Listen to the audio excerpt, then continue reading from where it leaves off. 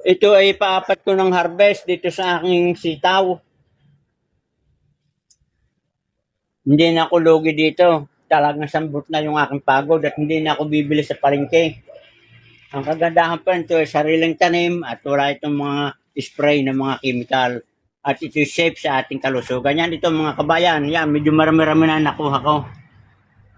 At ito naman mga kabayan, mga nahinog na ito na bunga, ito ay aking puputihin na din at gagawin ko naman binhi para hindi na ako bibili pag ako ay nagtanim. At ito akin na rin umpisahan mga kabayan. At bukas ko na lang ibibilad pagka maganda ang araw.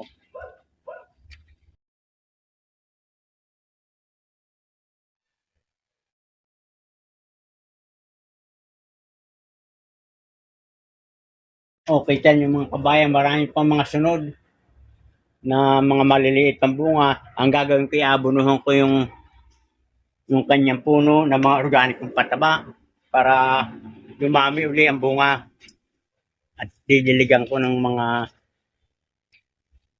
molasses. Ang mga kabayan, ito nakuha ko ng mga tuyo na pwede nang binhiin. Isasama ko pa ito. At bukas ay aking patutuyuin para mas maganda. Yan, kita ninyo mga kabayan.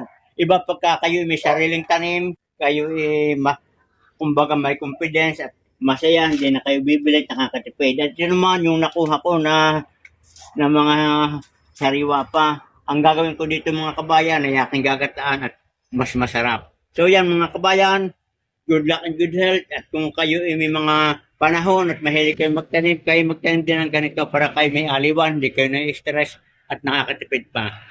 Good luck and good health at pakipindot ng heart button para kayo laging updated sa ating mga video.